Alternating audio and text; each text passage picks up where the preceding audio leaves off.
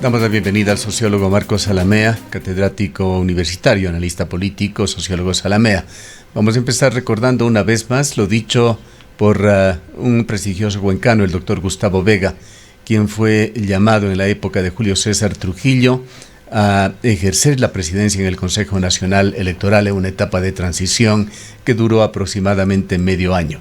Al terminar sus funciones, dijo a este medio de comunicación que, en su criterio, en la última década y algo más, Ecuador había vivido una ficción de democracia. La pregunta que queremos hacerle para iniciar este diálogo es si seguimos en esta ficción. Buenos días, estimado Gustavo, mi estimada Rosana. Bueno, en realidad, generalmente se reduce la democracia a un tema electoral. Yo quisiera hacer una aclaración conceptual previa. La democracia no es solamente elecciones. Usualmente, pues, en el imaginario de la gente se cree que hablar de elecciones es hablar de democracia per se. La democracia tiene también, además de las elecciones, que ver con la división de poderes, con la supremacía de la Constitución, con el ejercicio de un conjunto de derechos y libertades, las llamadas libertades democráticas, entre otras la libertad de expresión, de organización, de movilización, la libertad de protesta pacífica, y tienen también que ver, sin duda, con el hecho de que en democracia la mayoría decide, pero respetando los derechos de las minorías. Caso contrario, la democracia se transforma en una dictadura de la mayoría. Pero especificando el tema electoral, hay que señalar que las elecciones, para ser parte, un componente, un elemento de un régimen democrático, tienen que cumplir dos requisitos. Tienen que ser elecciones periódicas, requisito que sí se cumple en el caso ecuatoriano, y tienen que ser además elecciones libres. Si es que, por ejemplo, hay organizaciones políticas o candidatos que, habiendo estado jurídicamente habilitados para ser candidatos, no fueron inscritos, este fue el caso, por ejemplo, del empresario Álvaro Noboa, eso mina la característica de libertad que tiene que tener el sistema electoral en un marco, digamos, de régimen democrático. Si es que, por ejemplo, existe coacción o actividad coercitiva que de una u otra manera presione, ¿no es cierto?, a los electores y por lo tanto violente su libertad de elección, ahí no estamos hablando de elecciones propiamente democráticas.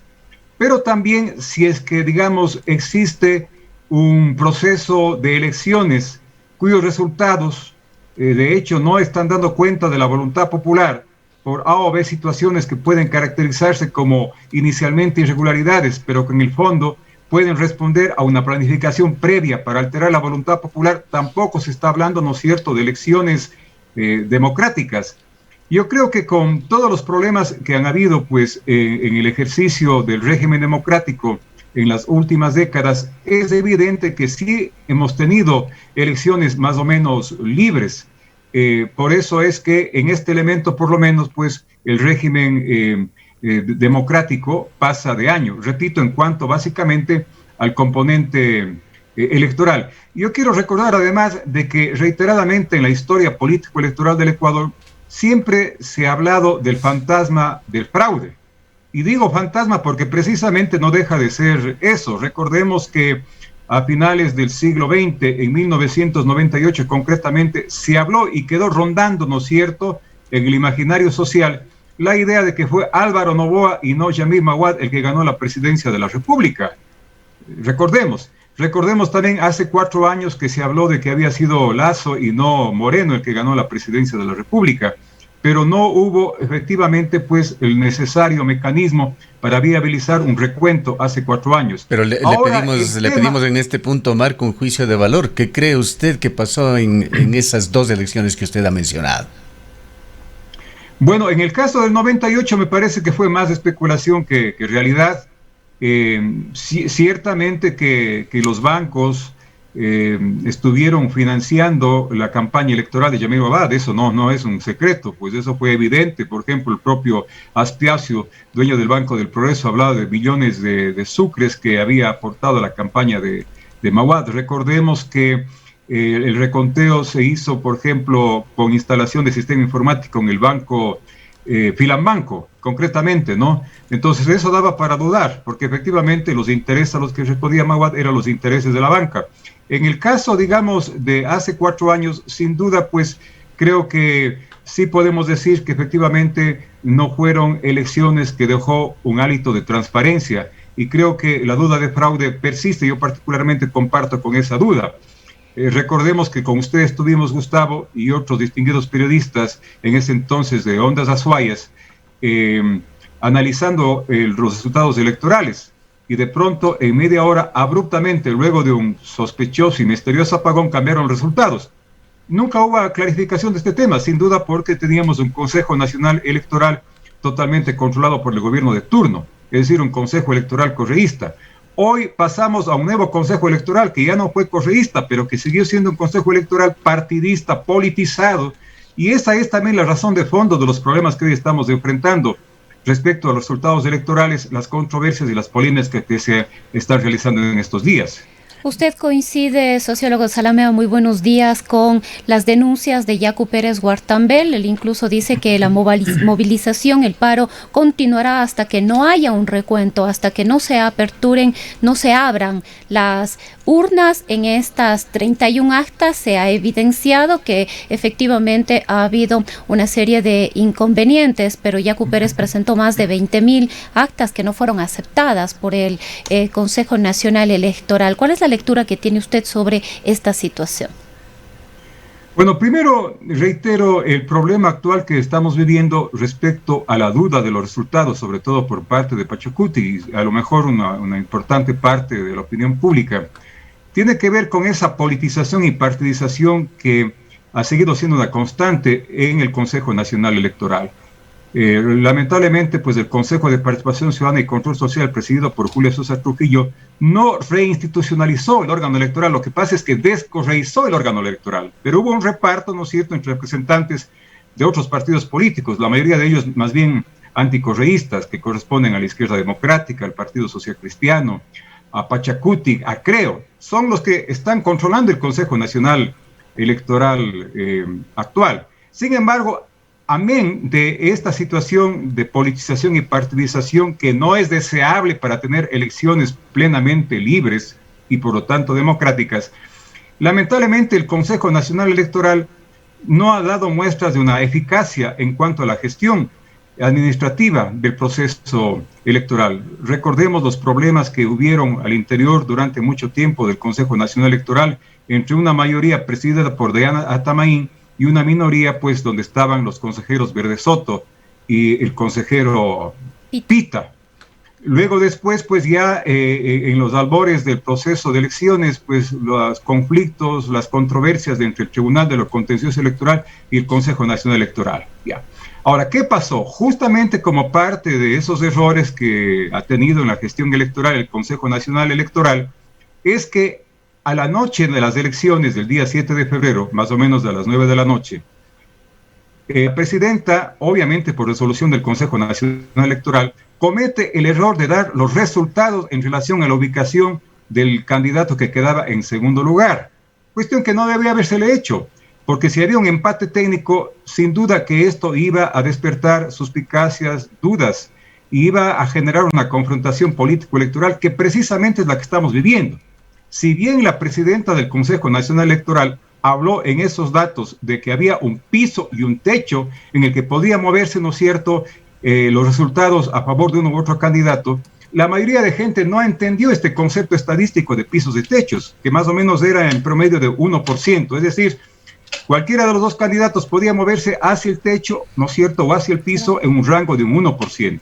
Y efectivamente eso es lo que empezó a suceder luego cuando se empezaron a contar, ¿no es cierto?, las actas, no rezagadas, sino las actas con inconsistencias, llamadas actas con novedad, y hubo ya resultados que plantearon, que el candidato Lasso iba remontando en décimas, primero en centésimas, luego en décimas, a la votación obtenida por el candidato Yacu Pérez. Sin embargo, ya desde la noche del 7 de febrero, se instaló en el imaginario, en la conciencia, en la percepción del electorado de Pachacuti y de Yacu Pérez y de una buena parte también, ¿no es cierto?, de electores de otros candidatos, se instaló, repito, esa imagen de que efectivamente Yacu Pérez había ganado.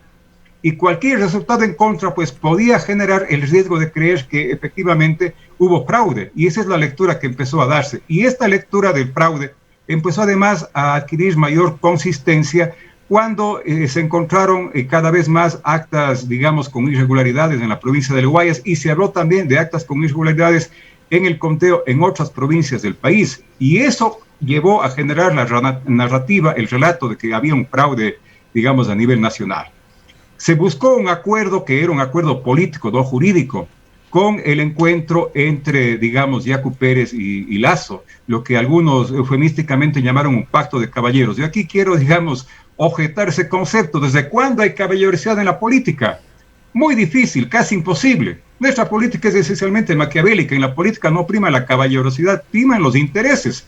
Y obviamente, pues, el señor Lasso, días después, pasó lo que yo preveía, simplemente reculó de su compromiso y dijo de que él objetaba, ¿no es cierto?, el hecho de que el Consejo Electoral establezca un reconteo sobre la base de lo propuesto por Yacu Pérez. Y ahí el problema se hizo político. Y en este momento estamos viviendo más bien un problema político más que jurídico. Se habla incluso del tema de que, por eso Pérez reivindica el tema de la legitimidad antes que el de la legalidad, ¿no? La democracia sin duda se basa sobre todo en la legitimidad, pero también en la legalidad. Porque la legitimidad, es decir, el nivel de aceptación, de reconocimiento que la población hace a una autoridad, tiene que ver ya en el mundo moderno, en un estado racional, en un estado moderno, con el tema, ¿no es cierto?, de la legalidad. La legitimidad se basa sobre todo en la legalidad. Y sobre esa base, pues, respecto a su pregunta, Rosana, se ha considerado por parte del Consejo Nacional Electoral el estudio del análisis de más de 20.000 actas. Ayer hemos escuchado una cadena nacional de radio y televisión explicando, ¿no es cierto?, el proceso seguido frente a esas actas. Y se decía, por ejemplo, de que la mitad de esas actas correspondían no a, digamos, elecciones presidenciales, sino elecciones de asambleístas nacionales, que otras estaban repetidas, que otras habían visto que no tienen inconsistencias, y que las que tenían inconsistencias, ya sean numéricas o por falta de firma de presidente y secretario, eran exactamente 31 actas, ¿no? Y en ese reconteo, ciertamente hubo una variación numérica de 600 votos a favor de Pérez, algo más a favor de Lasso, o algo menos, perdón, y también algo menos a favor de Arauz. Y más bien parecería de que esos votos mal contados, mal contabilizados, fueron a favorecer a candidatos como, por ejemplo, Andrade, como el candidato de Concertación, el compañero sociólogo quiteño, que este rato se me fue el nombre. César Montúfar. Bueno, César Montúfar, exactamente, y otros candidatos que no obtenieron ni siquiera el 1%, ¿no? Entonces, esta es la situación actual, repito, más política y que precisamente está movilizando a la gente. Pero hay muchos temas que van quedando sueltos que requieren análisis. Sociólogos Zalamea, queda de por medio, por ejemplo, la imprudente y contradictoria divulgación del conteo rápido, con una contradicción pública entre el presidente y vicepresidente del organismo que deja lecturas. La predicción que se hizo en forma casi inmediata desde Bélgica sobre cómo quedarían los resultados finales. Además, la oposición total que ha tenido UNES a través de su candidato y como organización a cualquier tipo de acción que signifique auditoría o contraloría social de los resultados en estas elecciones. Y quisiera referirme también a lo de 1998, elección en la cual usted señala no quedaron mayores dudas. Recordemos allí que Patricio Vivanco, amigo íntimo de quien resultó presidente, Yamil Mahuad, presidía el Tribunal Supremo Electoral. Después Patricio Vivanco siguió auspiciándole, patrocinándole como abogado a Yamil Mahuad en todos los problemas que vio posteriormente. Ambos salieron del país. Y las sospechas entonces en el año de 1998 se acentuaron también cuando el Tribunal Supremo Electoral, presidido por Vivanco, se negó a la apertura de una muestra de urnas en Pichincha para verificar los datos. Son todos estos temas puntuales que se van dando que realmente devalúan la confianza de los ecuatorianos en su organismo electoral. Pero yo creo, justamente en relación al hecho primero que usted señaló, Gustavo, ¿qué hubiera pasado si la presidenta del Consejo Nacional Electoral hubiera simplemente no dado los datos de esa noche, se hubiera tenido de dar, y explicaba ante la opinión pública que el segundo lugar no podía darse porque simplemente había un empate técnico? Claro, que en las posteriores horas o días... Piensa mal y acertarás, dice el refrán. ¿Sería un hecho accidental de que le llevó a ella a anticiparse a un resultado que posiblemente se lo veía venir? Bueno, me parece que lo que ella hizo... O se intentaba generar el caos. Es decir, es que con todo lo que ha pasado, claro, licenciado Zalamea, quedamos ya un poco como ingenuos al no pensar de que algunas cosas se han venido fraguando a nivel del Consejo Nacional Electoral y de la función electoral en general. Pero yo quiero aquí señalar, Gustavo, lo que aquí se ha señalado la mano de Correa. Yo pienso que hemos tenido un Consejo Nacional Electoral más bien anticorreísta. Recordemos los vericuetos por lo que ha tenido que pasar en el movimiento que auspició la candidatura de Arauz para poder inscribirse. Casi le dejan realmente sin la posibilidad de participar en el proceso electoral, ¿no? Entonces no podemos decir que Pita, que Verde Soto, que Cabrera, que han hecho gala más bien, ¿no es cierto?, de acciones y discursos incluso totalmente anticorreístas, pues hayan trabajado para favorecer al correísmo.